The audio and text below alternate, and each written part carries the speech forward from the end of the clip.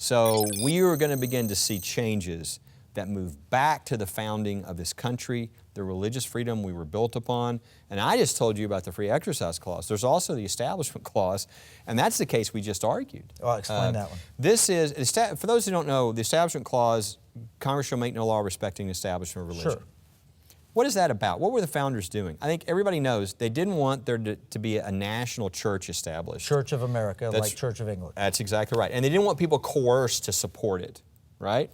So it was about not establishing a national church and not coercing people with regard to their religion.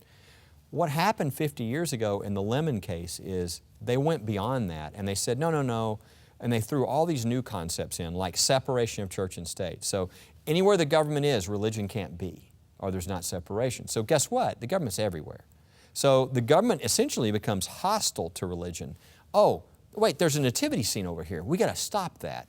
Oh, wait, there's a 10 Commandments.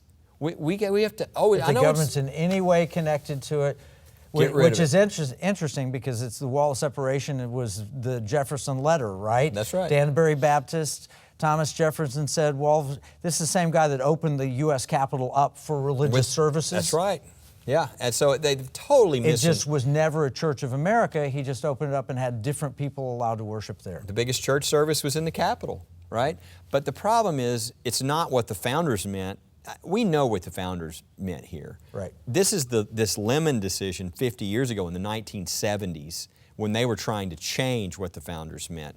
But it's created such hostility for religion. It's created chaos. It's causing all these ridiculous things. So now we get to the Supreme Court with our case. A Veterans Memorial, the Peace Cross, put up 100 years ago by mothers who lost their sons in World War I and by the American Legion.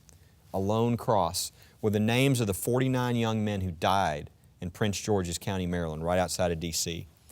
You think, what could be wrong with that, right? Right. Well, it was put up on private land.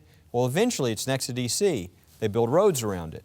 And then they have to take the property by eminent domain, but they're like, but we're not going to mess with the Veterans Memorial.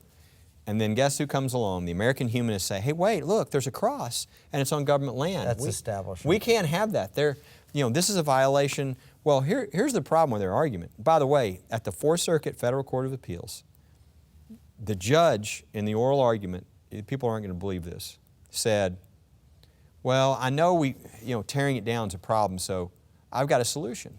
Why don't we just cut the arms of the cross off? That way nobody will be offended and we won't have to destroy it. That was the solution. Nobody will be offended. Yeah. Right.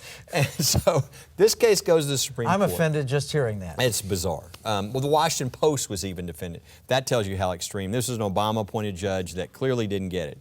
And so now we're at the Supreme Court. If they tear this down, they've got to go into Arlington and tear down the large crosses in Arlington. It's just 2 miles away. Yeah. They've got to go into every community of every state in this country. And so the religious cleansing would be beyond, I think, what any of us really realize, because there's so many religious symbols across the country. So we really believe they're not going to do that. That would be outrageous. I mean, there would be a revolt in the country. So instead of going for a bunt single win, we said, this is the time to tell the court Lemon needs to go. Okay, we now have justices who want to follow the Constitution. They're originalists. They believe you should go back to what the Constitution says. We need to say Lemon is bad. It's created chaos. It's not what the Constitution says. The idea that we're here wondering whether we're going to tear down a 100-year-old veteran memorial. It's insane. It shows how completely all ridiculous. All of the time, the court costs, the everything over that's insane. So we said, you got to overturn this. Now, in the oral argument, I think it was very clear. Justice Kavanaugh and Justice Gorsuch thought Lemon is bad. In fact, Gorsuch referred to Lemon as a dog's breakfast in oral argument, okay? The key is going to be the Chief Justice.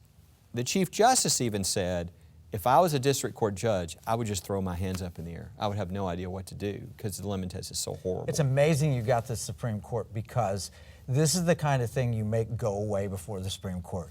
You're an idiot to want to take it because the Constitution is on your side. There are a lot of liberal groups that sent out articles beforehand saying that very thing. You just drop this case, let it go, because Lemon would live another day. So we're going to find out in late June in this decision.